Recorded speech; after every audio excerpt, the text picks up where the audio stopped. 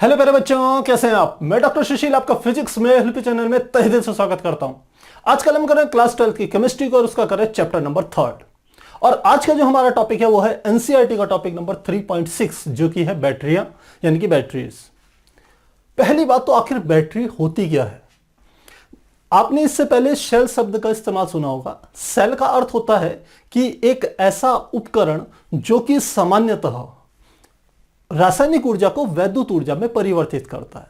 हम यही परिभाषा देते हैं। जब हमने चैप्टर स्टार्ट किया था तो सबसे पहले आपको सेल की परिभाषा दी थी। सेल एक ऐसा उपकरण है, एक ऐसी युक्ति है जो कि वैद्युत ऊर्जा प्राप्त करते हैं जिससे हम रासायनिक ऊर्जा के द्वारा यानी कि जो रासायनिक ऊर्जा को वैद्युत ऊर्जा में परिवर्तित करता है। अब बात आती है आखिर बैटरियां क्या होती है। बैटरी का अर्थ होता है सेलों का समूह। यदि एक से अधिक सेलों को श्रेणी क्रम में जोड़ दिया जाए तो उससे हम कहते हैं कि जो सेलों का हमें समूह प्राप्त होता है उस सेलों के समूह को ही हम क्या कहते हैं, बैटरियां कहते हैं। तो मुझे लग रहा है इतनी बात समझ में आ गई होगी कि एक सेल क्या हुआ। सिंगल सेल का अर्थ हुई एक सिंगल यूनिट, एक इकाई जो कि एक है जो कि रासायनिक ऊर्जा को वैद्युत ऊर्जा में परिवर्तित कर रही है। जबकि बैटरियों का अर्थ है सेलों का समूह। और सेलों का समूह सामान्यतः सेलों को किस प्रकार से जोड़ते हैं, श्रेणी क्रम में जोड़ा जाता है। तो पहले ये बात लिख लेते हैं बैटरियों की, फिर इसको आगे कंटिन्यू करते हैं। तो हमने कहा बैटरी से तात्पर्य सेलों के उस समूह से है जिसमें दो या दो से अधिक सेलों को श्रेणी क्रम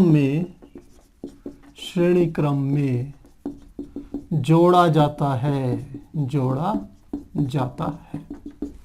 तो मुझे लगता है ये बात समझ में आ गई होगी। और यहीं पर हम सेल के भी लिख लेते हैं कि सेल एक ऐसी युक्ति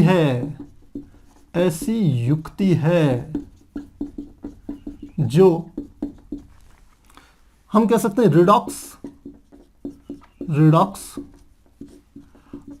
अभिक्रिया द्वारा रासायनिक ऊर्जा को वैद्युत ऊर्जा में परिवर्तित करती है। तो प्यारे बच्चों, मुझे लगता है ये डेफिनेशन अब आपको दोनों चीजें क्लियर होगी कि सेल क्या है। सेल एक ऐसी युक्ति है जिसको हम सामान्यतः कहते हैं जो रासायनिक ऊर्जा को वैद्युत ऊर्जा में परिवर्तित करती है। लेकिन किसके द्वारा? रासायनिक अभिक्रियाएं हमने देखा था कि जब घटित होती हैं तो आपने देखा होगा सेल में दो होते हैं, एक एनोड होता है, एक कैथोड होता है। एनोड पर क्या होती है, ऑक्सीकरण की क्रिया होती है। और कैथोड पर हमने कहा था वो होती है अपचयन की क्रिया। और यदि एक साथ ऑक्सीकरण और अपचयन की क्रियाएं घटित हो तो इसको हम कहते हैं यह है रिडॉक्स अभिक्रिया। तो सेल में क्या होता है, एक साथ ऑक्सीकरण भी हो रहा है और अपचयन दोनों एक साथ हो रहा है। इसलिए हम कहते हैं कि सेल एक ऐसी युक्ति है जो रिडॉक्स अभिक्रिया द्वारा रासायनिक ऊर्जा को वैद्युत ऊर्जा में परिवर्तित करती है। तो इतनी बात मुझे लगता है आपको समझ में आ गई होगी। अब बात आती है आखिर ये जो हमारी बैटरियां हैं, ये जो सेल हैं, ये कितने प्रकार के होते हैं। तो सामान्यतः सेलों को हम दो प्रकार से विभाजित करते हैं। एक होता है हमारा प्राथमिक सेल और दूसरा होता है द्वितीयक सेल। तो हमने कहा सेलों के प्रकार,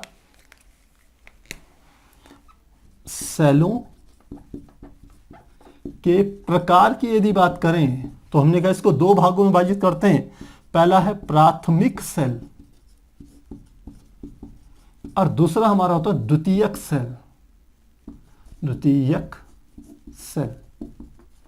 इसे आप द पे र लगा करके समझेंगे, द्वितीयक सेल हमने ऐसे लिख दिया। अब दोनों में क्या अंतर है, द्वितीयक सेल और प्राथमिक सेल में क्या अंतर है। प्राथमिक सेल वह शुष्क सेल हैं जिनको कि आप एक सिंगल टाइम यूज करते हो, उससे ऊर्जा प्राप्त करते हो और उसके बाद जब वो काम करना बंद कर देते हो तो आप उसे फेंक देते हैं। तो प्राथमिक सेल वे सेल हैं जो कि रिचार्जेबल नहीं होते। अब इस शब्द से आप काफी भली भांति परिचित हैं। हम अपने फोन की बैटरीज को कह लीजिए, घरों में इन्वर्टर को कह लीजिए, गाड़ियों की बैटरियां, वो सब क्या होती है, रिचार्ज होती रहती है। लेकिन वे सभी बैटरियां जो कि रिचार्ज नहीं होती, एक बार उसकी ऊर्जा समाप्त हो जाए तो आप उसका दोबारा उपयोग नहीं कर सकते। ऐसे सेलों को हम कहते हैं प्राथमिक सेल। और जो हमारे आपने देखा होगा, जो बैटरियों हम कह सकते हैं रेडियो में जो सेल लगते हैं, घड़ियों में जो सेल लगते हैं, ये जितने भी ये इस प्रकार के जो हम कह सकते हैं सेल हैं, वो क्या है, आते हैं प्राथमिक सेल की श्रेणी में आते हैं। अभी इसे डिटेल में डिस्कस करेंगे। द्वितीयक सेल कौन से हुए? द्वितीयक सेल वे सेल हैं जिनको की उपयोग में लाया जाता है, इनकी ऊर्जा समाप्त होती है, इनको फिर से हम रिचार्ज कर लेते हैं, यानी कि इनका दोबारा से उपयोग किया जाता है, तो इनका कई बार इस्तेमाल करते हैं। सबसे अच्छा एग्जांपल आपके फोनों की जो भी बैटरियां हैं, जैसे ही आप देखते हो आपके फोन की बैटरी डाउन हुई, तुरंत आप बिजली में कनेक्ट करते हो, उसे रिचार्ज कर देते हो, फिर से उसकी बैटरी 0 लेवल से 100 लेवल तक पहुंच जाती। तो इस प्रकार के जो सेल होंगे वो हमारे क्या कहलाएंगे, द्वितीयक सेल। तो अभी आपने केवल यह समझना है कि प्राथमिक सेल वे सेल हैं जो कि एक टाइम यूज होते हैं, उनकी ऊर्जा समाप्त हो जाए तो वो निष्क्रिय हो जाते हैं, बेकार हो जाते हैं, उनका पुनः उपयोग नहीं किया जा सकता। जबकि द्वितीयक सेल वे सेल हैं जिनको कि हम बार बार चार्ज करके उनका बार बार उपयोग कर सकते हैं। तो अब ये हमने दो कैटेगरी तो यहां पर कर ली। अब हम इनकी डिटेल में चर्चा करते हैं। तो सबसे पहला हमारा आता है प्राथमिक सेल। पहला हमारा आ रहा है प्राथमिक सेल, जिसे इंग्लिश में कहते हैं प्राइमरी सेल। अब प्राथमिक सेल क्या हुआ या प्राइमरी सेल क्या हुआ? अभी मैंने इनकी खास बातें बताई आपको। पहली बात तो हमने कहा इन्हें दोबारा से चार्ज नहीं किया जा सकता, इन्हें केवल एक बार प्रयोग में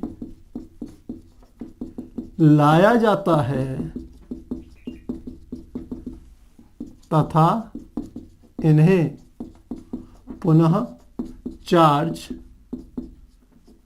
नहीं किया जा सकता, नहीं किया जा सकता। पहली बात तो यह समझ में आ गई होगी।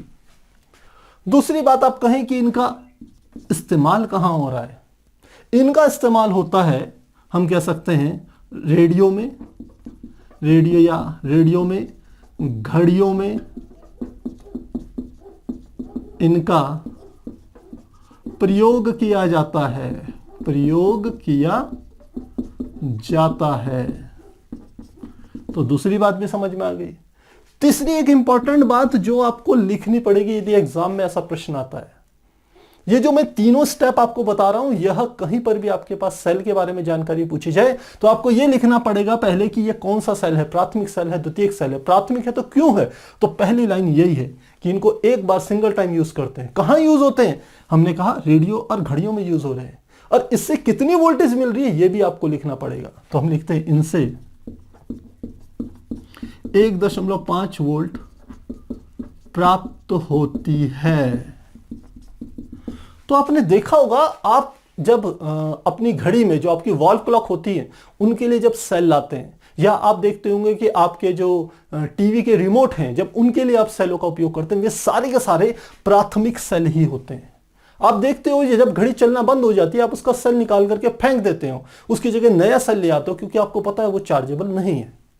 तो इस प्रकार के सेल हमारे होते हैं प्राथमिक सेल। और सबसे इंपॉर्टेंट बात, इनकी जो वोल्टेज इनसे प्राप्त होती है वो 1.5 वोल्ट होती है। आप कभी भी किसी भी सेल को लीजिएगा और उस सेल को थोड़ा सा आप घुमा करके देखेंगे, उसमें साफ लिखा रहता है 1.5 वोल्ट, उसका आउटपुट 1.5 वोल्ट है।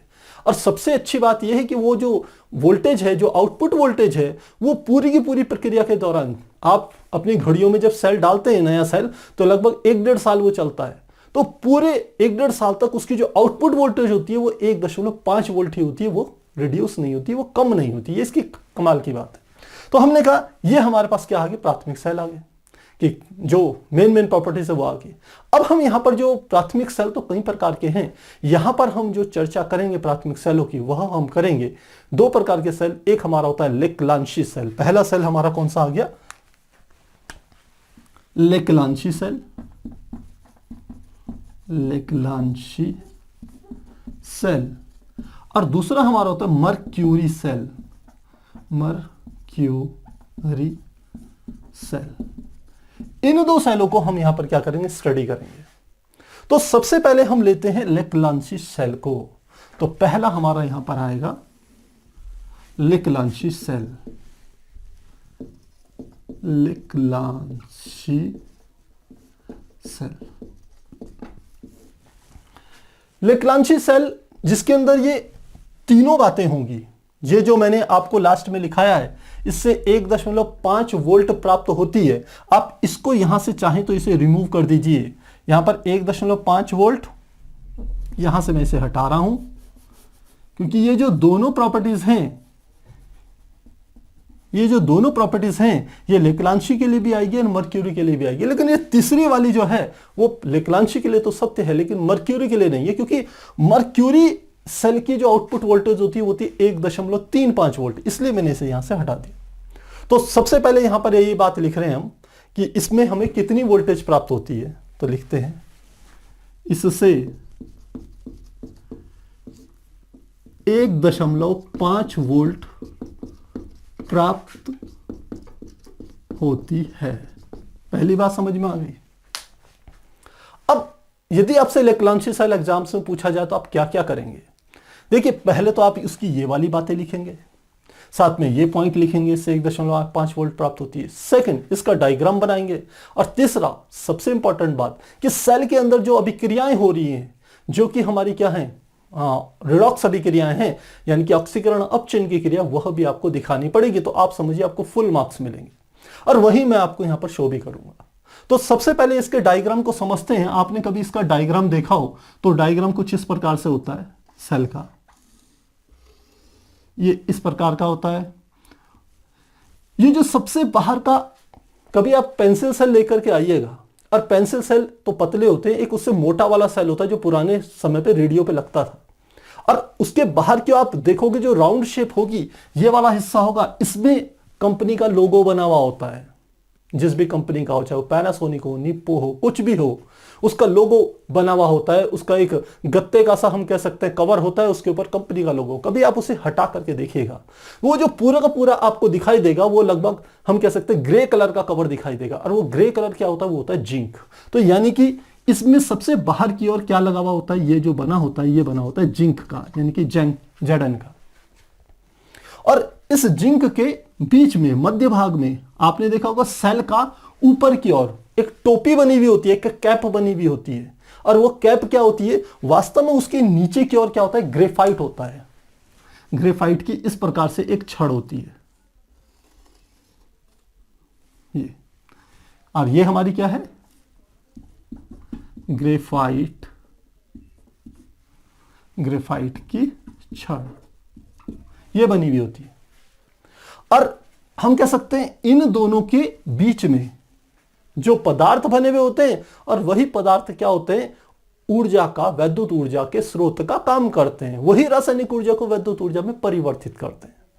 तो अब सबसे पहली बात कि ये हमारे पास बीच में ग्रेफाइट की छड़ आ गई। यदि सेल की कंस्ट्रक्शन में यहां पूरी बनाना चाहूं तो इस तरीके से यहां से ये सेल बंद हो जाता है।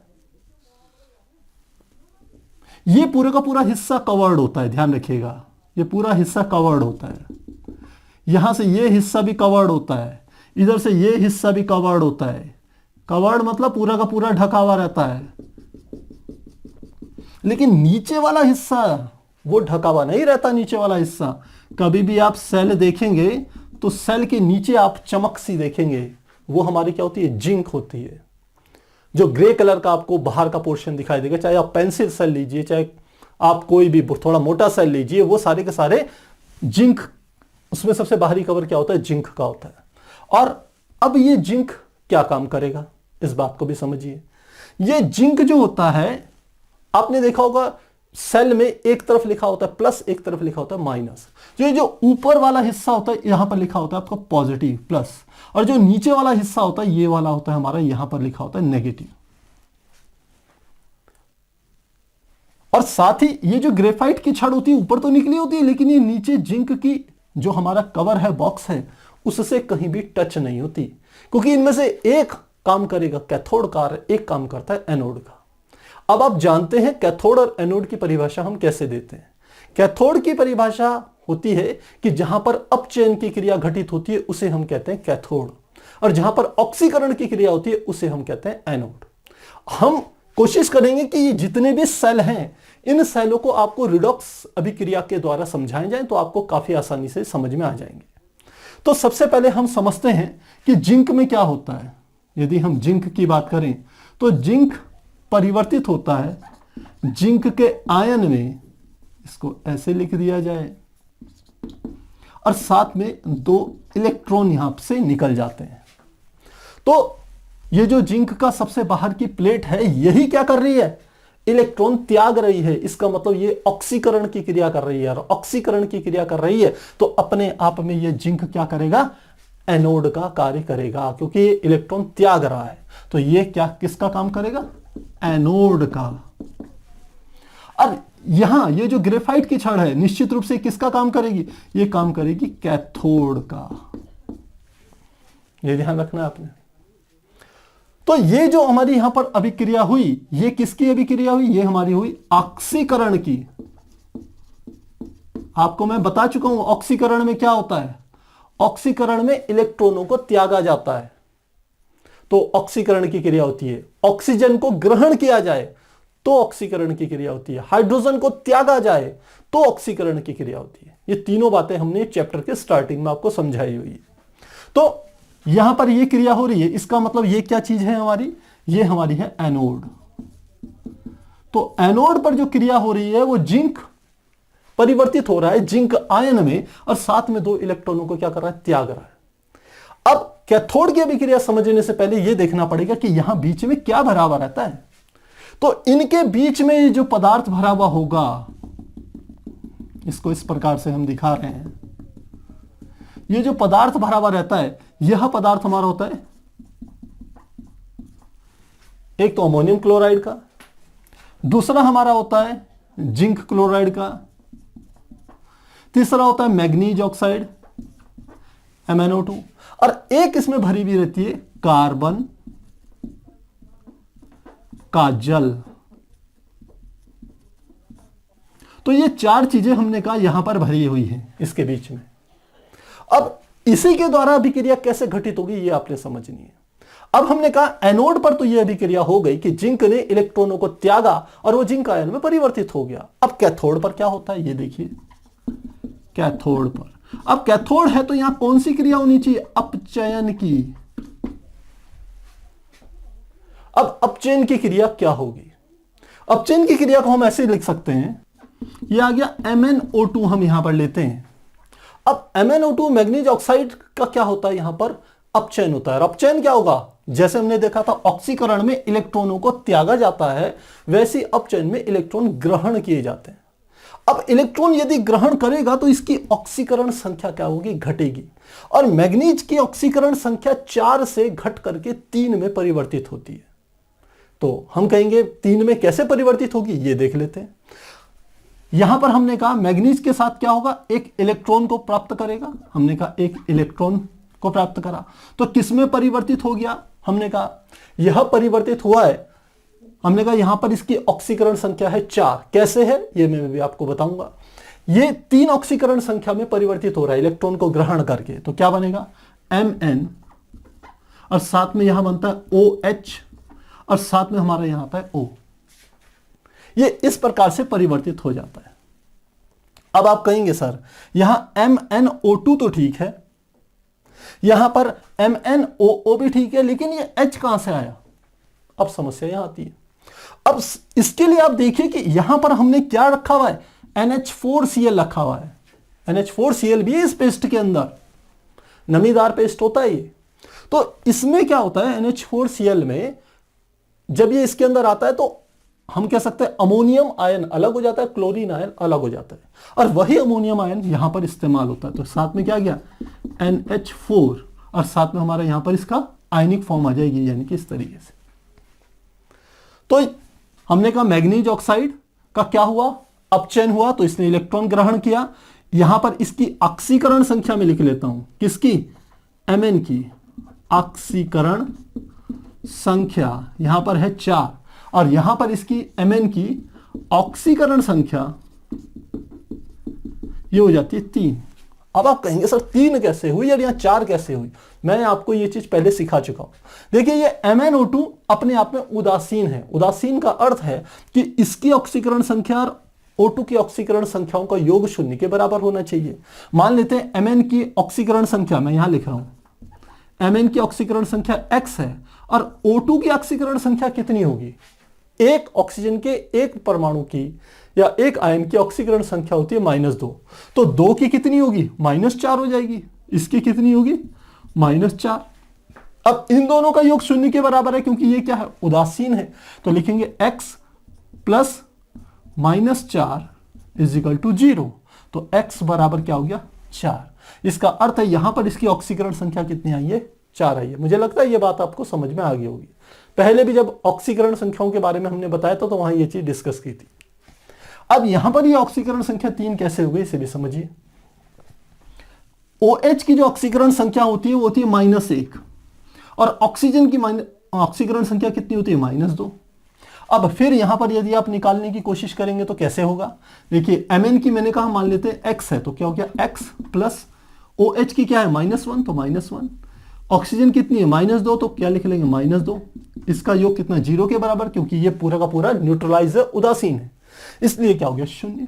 यदि 0 है तो इनको जोड़िए, तो ये हो गया x -1 -2 यानी कि -3 बराबर 0। तो x बराबर क्या इतना हो गया? 3। तो इसका अर्थ है यहां पर Mn की मैग्नीज की ऑक्सीकरण संख्या 3 हो गई। तो ऑक्सीकरण संख्या घट गई, इसने इलेक्ट्रॉन प्राप्त किया, इसलिए हम कहते हैं यहां पर इसका क्या हो रहा है? अपचयन हो रहा है। तो मुझे लगता है ये चीज आपको समझ में आ गई होगी। ये हमने पहले भी डिस्कस किया था, जिसको नहीं आता है उसको यहां पर बात समझ में आ गई होगी। तो जब हम इसको मिटा रहे हैं,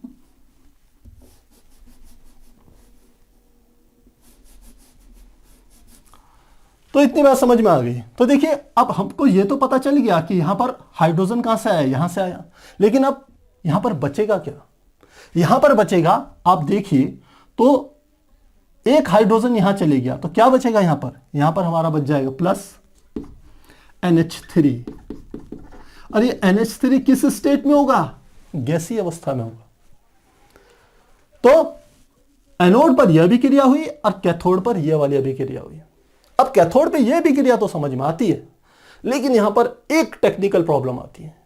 समस्या यह आती है कि ये जो NH3 अमोनिया जो गैस है, ये यदि इसके सेल के भीतर यदि ये बनती जाएगी, क्योंकि ये सेल तो लंबे समय तक चलेगा, यदि ये इसके अंदर बनती जाएगी और हम कह सकते हैं इकट्ठी होती जाएगी, तो गैस अपना एक दबाव डालेगी और थोड़े समय बाद क्या होगा? ये सेल हो सकता है फट भी जाए, एक्सप्लोड हो जाए।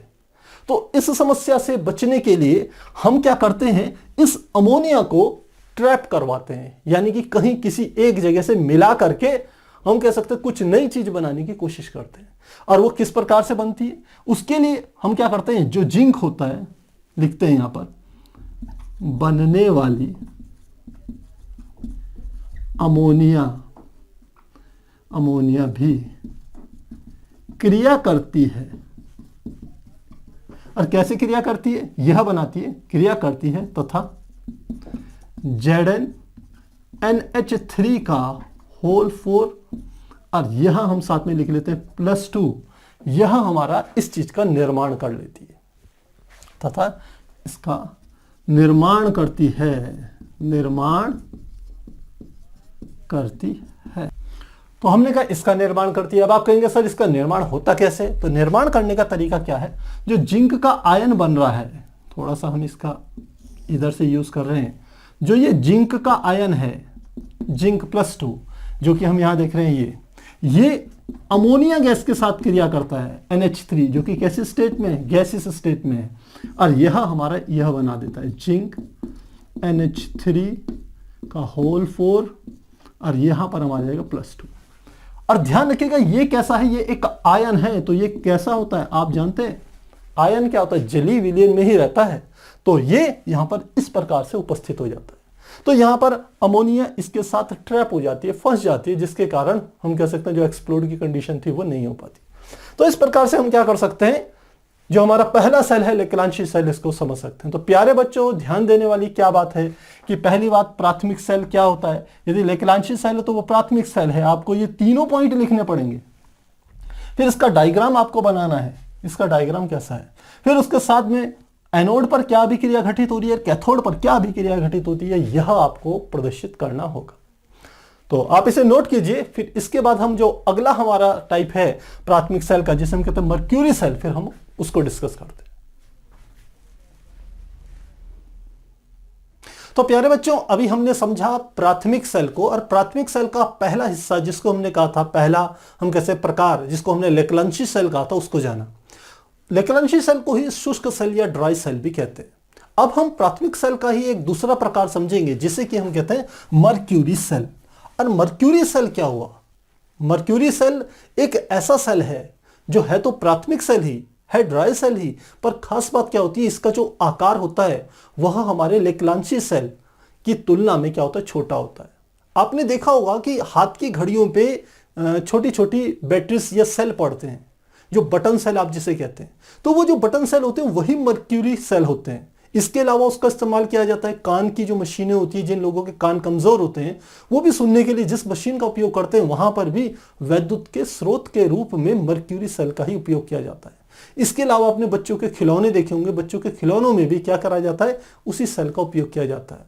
हाथ की घड़ियों पे हमने कहा, और साथ में बच्चों के खिलौनों में, कान की हेयरिंग मशीन में, इन सब में मर्क्यूरी सेल या बटन सेल का इसलिए यूज होता है क्योंकि वो आकार में बहुत सूक्ष्म होते हैं।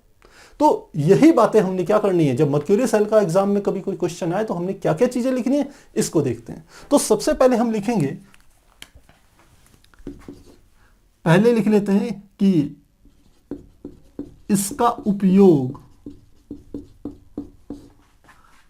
हाथ की घड़ी, कॉमा, कान की मशीन आदि में होता है, आदि में होता है। दूसरी खास बात, इस सेल को आप रिचार्ज नहीं कर सकते, दोबारा से चार्जेबल नहीं है, तो लिखते हैं इसे चार्ज नहीं किया जा सकता, चार्ज नहीं किया जा सकता। इस लाइन से हमें पता चलता है कि ये एक प्राथमिक सेल है, मर्क्यूरी सेल।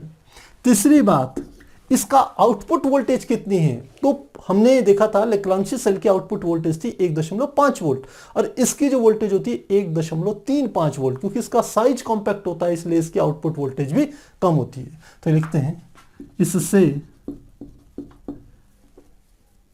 1.35 वोल्ट प्राप्त होती है, आउटपुट वोल्टेज 1.35 वोल्ट है। तो इतनी बातें मुझे लग रहा है अब आपको समझ में आ गई होगी मर्क्यूरी सेल के बारे में, और प्राथमिक सेल तो ये है ही। अब इसमें कैथोड तथा एनोड किस किस चीजों के बने हुए होते हैं, पहले ये देखते हैं।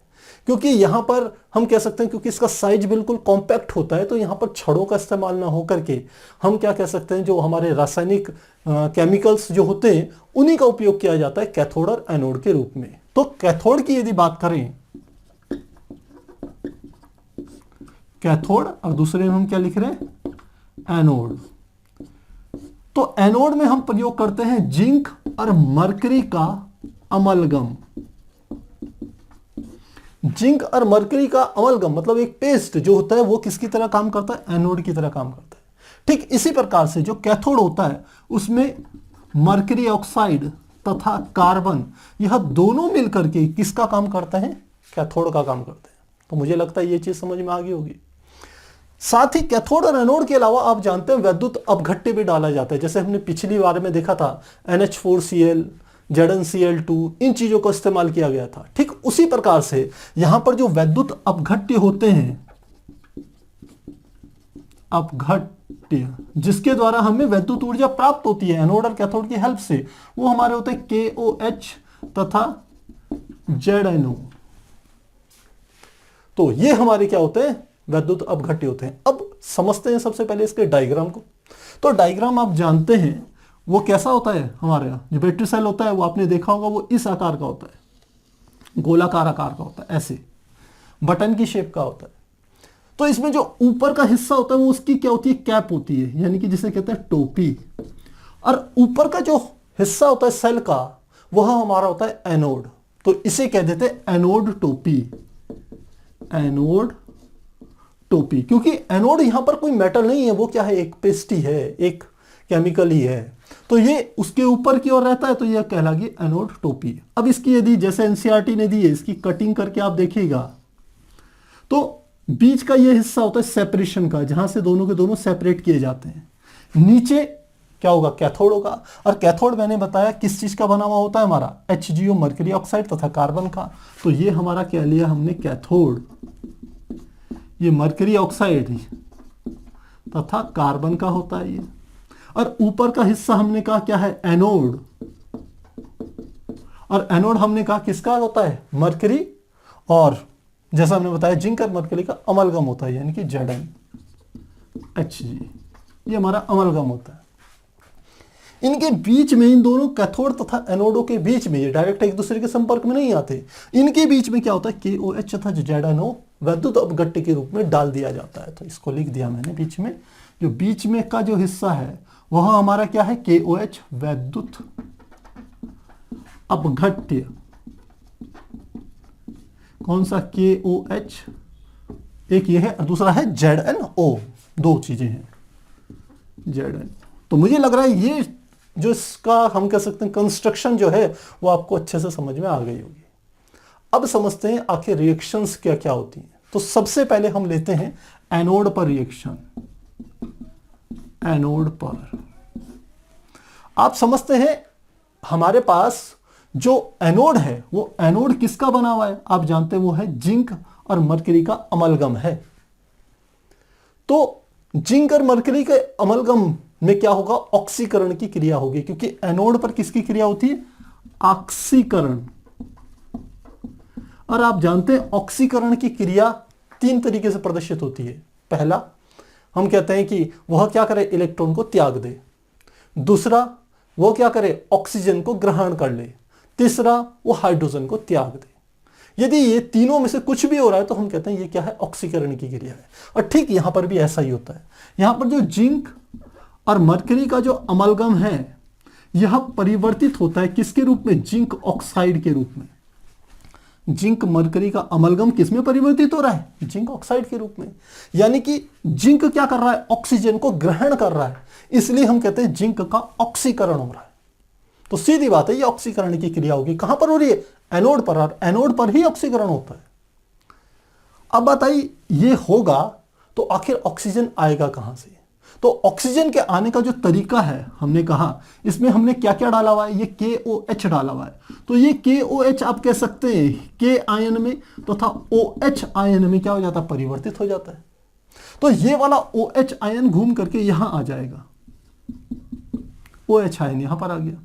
तो अब क्या हुआ, जिंक ने OH आयन के साथ रिएक्शन की और किस में परिवर्तित हो गया, जिंक ऑक्साइड में परिवर्तित हो गया। अब H का क्या हो गया, क्योंकि Zn और O का तो काम यहां पर हमें दिख रहा है, बन गया। लेकिन अब H का क्या होगा, तो H क्या होता है, ये जल के रूप में बाहर आता है, H2O जल के रूप में क्या आएगा, बाहर आएगा। और साथ ही हम क्या कह सकते हैं कि ये OH आयन, क्योंकि ये वाली फॉर्म दाहिनी तरफ क्या हो रही है, पूरी की पूरी न्यूट्रलाइज है, उदासीन है सारे के सारे, तो निश्चित रूप से एक इलेक्ट्रॉन भी हमें क्या होगा, प्राप्त होगा। तो ये हमारी क्या हो गई, एनोड पर यह अभिक्रिया घटित होती है। अब यदि आप इसको संतुलित करना चाहो तो देखिए यहां पर जिंक है, यहां पर भी जिंक है, जिंक के एक एक हैं, ऑक्सीजन के यहां पर एक है, यहां पर एक और एक दो हैं। तो मैं यहां पर क्या लगा लेता हूं, दो लगा दिया। तो अब देखिए ऑक्सीजन के दो हो गए, यहां पर भी दो हो गए, यहां हाइड्रोजन के दो हैं, यहां भी हाइड्रोजन के दो हैं। अब यदि दो OH आयन हैं तो ये दो इलेक्ट्रॉनों का त्याग करेंगे, तो यहां पर E भी हमारे पास जो इलेक्ट्रॉन मिलेंगे वो भी क्या मिलेंगे, दो मिलेंगे।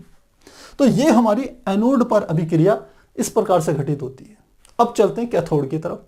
कैथोड पर आपको पता होना चाहिए वहां क्या होती है, अपचयन की क्रिया होती है। तो हम लिखते हैं कैथोड पर, कैथोड पर क्या होगा, अपचयन। अब अपचयन की भी हमने कहा बिल्कुल ऑक्सीकरण की विपरीत क्रिया होती है। अपचयन भी तीन प्रकार से हो सकता है। पहला, इलेक्ट्रॉन को ग्रहण किया जाए, पहला हमने कहा इलेक्ट्रॉन को ग्रहण किया जाए। दूसरा, हम कह सकते हैं ऑक्सीजन का त्याग किया जाए।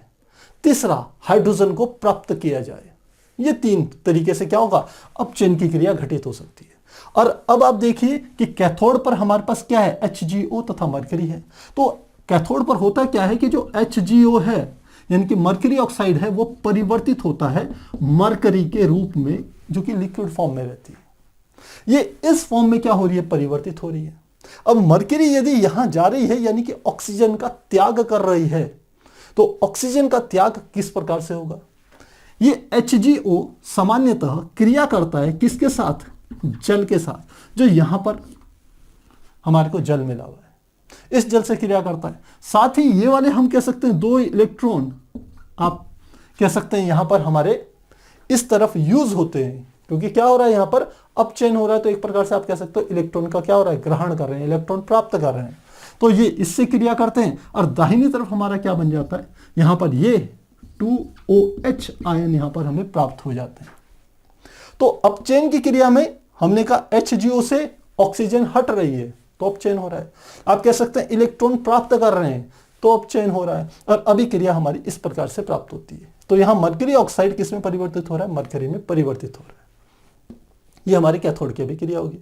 अब हम कहें कि टोटल अभिक्रिया क्या हो रही है इस सेल के अंदर, जो परिणामी अभिक्रिया है, तो हम लिख सकते हैं इन दोनों का यदि योग कर दिया जाए तो कुल अभिक्रिया, देखिए बाएं पक्ष में बाएं पक्ष और दाएं पक्ष में दाएं पक्ष को जोड़ना होता है। और जो चीजें इधर की ओर हम देखें, या आपको यहां पर मैं ऐसे ही करके समझा देता हूं। पहले आ गया ZnHg प्लस इधर हो गया 2OH प्लस इधर हो गया HgO plus H2O plus 2 electron, और दाहिनी तरफ क्या बना, ZnO plus H2O plus 2 electron, और प्लस यहां पर आप देखेंगे दाहिनी तरफ क्या है, HgL लिक्विड फॉर्म में प्लस 2OH आयन, ये आ गए। अब जो चीजें समान है वो दोनों तरफ से कट जाएगी, left hand side right hand side से। तो देखिए 2OH यहां पर है, 2OH यहां पर है, ये कट गया। दूसरा HgO इधर भी है तो इधर नहीं है, यहां H2O यहां पर भी है, यहां पर भी H2O है, ये कटेगा। 2 इलेक्ट्रॉन यहां पर है, ये भी कट गए। तो अब ये रिएक्शन क्या बची, ये बच गई ZnHg प्लस HgO से बन गया ZnO प्लस Hg। तो सेल की जो फाइनल रिएक्शन होगी वो कौन सी होगी, यह वाली अभिक्रिया होगी। अब आपके दिमाग में हो सकता है एक प्रश्न आ रहा हो कि सर इस वाली रिएक्शन में आपने सब चीजें बता दी, लेकिन ये मरकरी कहां चली गई।